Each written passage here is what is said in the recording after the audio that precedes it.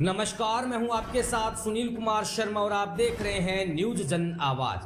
567 नव आरक्षकों ने देश की एकता एवं अखंडता को कायम रखने के लिए शपथ। मानव अधिकारों का सर्वोच्च सम्मान करें नव आरक्षक, यह कहना है श्रीमान गर्ग जी का। जोधपुर से राजस्थान स्टेट हेड चित्रेश बोहरा की ग्राउंड रिपोर्ट। सीमा सुरक्षा बल बीएसएफ के सहायक प्रशिक्षण केंद्र जोधपुर में नव आरक्षकों के बैच संख्या 253, 254 व पीटीएस 1 के दीक्षांत परेड समारोह का आयोजन शनिवार को किया गया, जिसमें कुल 567 नव आरक्षकों ने भारतीय संविधान के प्रति कृतनिष्ठ होकर देश की एकता एवं अखंडता को कायम रखने की शपथ ली व खुद को देश के लिए समर्पित किया। दीक्षांत समारोह के मुख्य अतिथि बीएसएफ सहायक प्रशिक्षण केंद्र के महानिरीक्षक एमएल गर्ग थे। उन्होंने परेड का निरीक्षण कर सलामी ली। मुख्य अतिथि गर्ग ने नव आरक्षकों को संबोधित करते हुए कहा कि आपने सीमा सुरक्षा बल में शामिल होकर चुनौतियों से लड़ने का साहसिक निर्णय लिया है। निष्ठा और ईमानदारी से सौंपे गए कार्यों को पूरा करते हुए आप निश्चय ही देश को प्रथम पंक्ति में लाने में अपना विशिष्ट सहयोग अवश्य प्रदान करेंगे। आपको सीमा या आंतरिक सुरक्षा ड्यूटी पर तैनात किया जाता है तो आप आम जनता के साथ हमेशा अच्छा व्यवहार कर मानव अधिकारों का सर्वोच्च सम्मान करें व बल की गरिमा को सदा अक्षुण्य बनाए रखें। 44 सप्ताह का दिया कठिन प्रशिक्षण। कमांडेंट मुख्य प्रशिक्षक देवेंद्र सिंह ने बताया कि इन नव आरक्षकों को 44 सप्ताह के कठिन प्रशिक्षण के दौरान शारीरिक प्रशिक्षण, ड्रिल, शस्त्र संचालन, युद्ध कौशल, सीमा सुरक्षा एवं निगरानी, आपदा प्रबंधन, साइबर सुरक्षा, विधि, योग, मानव व्यवहार व मानवाधिकार इत्यादि विषयों में प्रशिक्षित किया गया है। साथ ही इनके व्यक्तित्व को उभारने व संवारने के लिए प्रशिक्षकों ने प्रत्येक नव आरक्षक कर कड़ी मेहनत की है। सर्वश्रेष्ठ प्रदर्शन पर किया सम्मान। प्रशिक्षण के दौरान उत्कृष्ट प्रदर्शन के लिए नव आरक्षक प्रियांशु तिवारी, विकास बारों व योगेश सिंह मेहर को अपने अपने बैच में ओवरऑल प्रथम स्थान हासिल करने के लिए स्वर्ण पदक से अलंकृत किया गया। नव आरक्षक प्रियांशु तिवारी ने परेड का नेतृत्व किया व बेस्ट इन ड्रिल का पदक प्राप्त किया। दीक्षांत परेड समारोह के उपरांत नव आरक्षकों द्वारा पारंपरिक शस्त्र कला बिहू नृत्य दिखाया गया। सहायक प्रशिक्षण केंद्र के कार्मिकों द्वारा थारू वॉरियर का प्रदर्शन प्रस्तुत किया गया। इस अवसर पर प्रदर्शनी का भी आयोजन किया गया, जिसमें हथियार फोटो गैलरी व प्रशिक्षुओं द्वारा तैयार किए गए मॉडलों को भी प्रदर्शित किया गया। राजस्थान स्टेट हेड चित्रेश बोहरा की रिपोर्ट के साथ देखते रहिए न्यूज जन आवाज।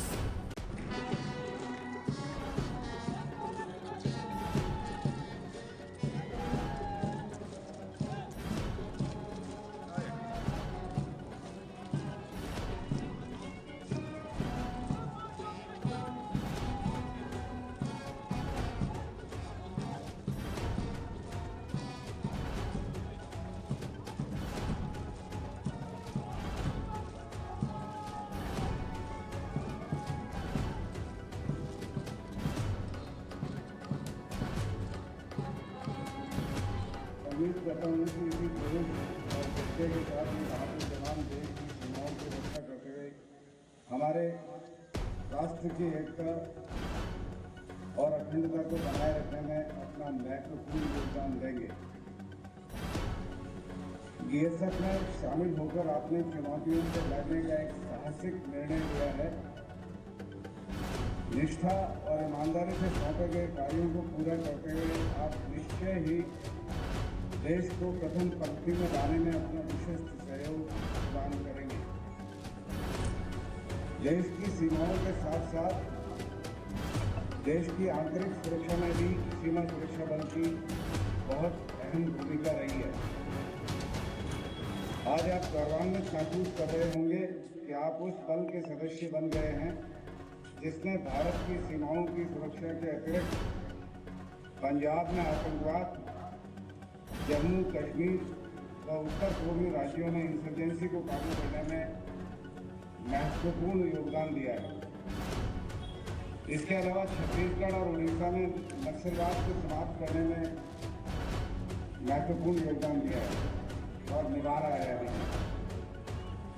सीमा सुरक्षा बल का यह मुख्य कार्य भारत की सीमाओं की, जो कि पाकिस्तान और बांग्लादेश के साथ लगती है, की सुरक्षा करना है। इसमें सीमा सुरक्षा बल का एक गौरवशाली इतिहास रहा है।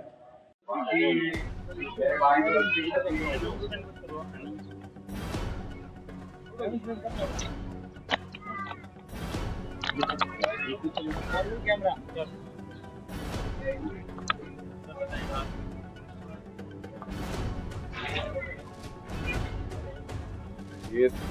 दो साल तक हैं सर। किस तरह से बीएसएफ है जो अलर्ट मोड पर है, गंगानगर जो है पश्चिम सीमा बनी हुई है, लगातार ड्रोन से ड्रग्स आ रहे हैं, इसको रोकने की दिशा में बीएसएफ कहाँ तक आगे बढ़ रही है? इसके ऊपर मैं आपको बताना चाहूँगा कि पश्चिमी सीमा पर बीएसएफ पूरी तरह से सजग है। मेनली पंजाब के बॉर्डर पे पहले ड्रग्स आती थी ड्रोन के जरिए, काफ़ी तादाद में आई और उसको बीएसएफ ने बड़ा इफेक्टिवली रोका है। तो उसके बाद इन्होंने गंगानगर और बीकानेर के इलाकों में भी इसको कुछ इंसिडेंट्स हुए।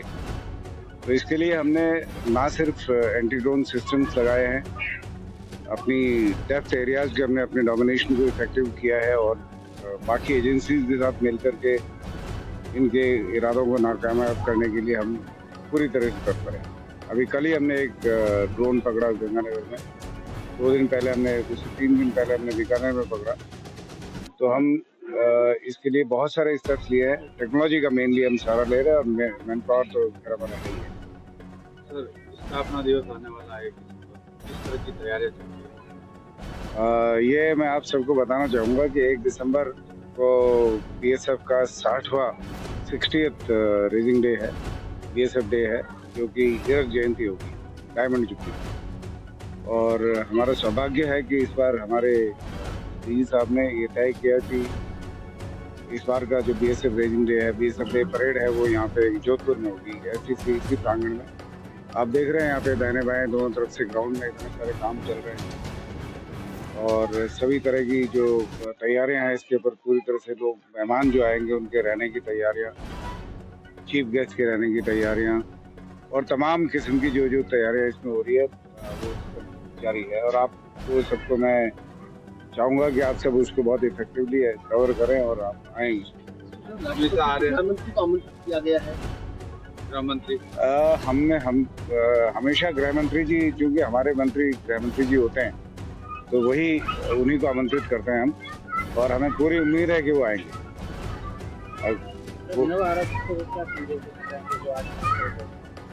नव आरक्षकों को मैं यही संदेश देना चाहता हूँ कि बीएसएफ में शामिल होकर के इन्होंने एक बहुत बड़ा फैसला लिया है।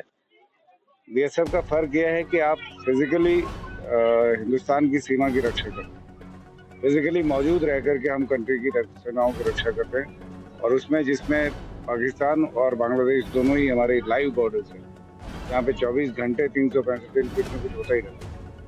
तो वहाँ पे फिजिकली होल्ड करके रहने में अपने आप में एक बहुत बड़ा चैलेंज है, जो कि बीएसएफ 1965 से बहुत इफेक्टिवली इस पर काम करती रही है और इसको इफेक्टिवली कंट्रोल किया है, सीमाओं की रक्षा की है। मैं मेरे नव आरक्षकों को यही संदेश दे रहा हूँ कि हमारी इस परंपरा को निभाएं और सीमाओं की रक्षा के लिए कुछ भी करने को तैयार, किसी भी हद तक जाने को तैयार।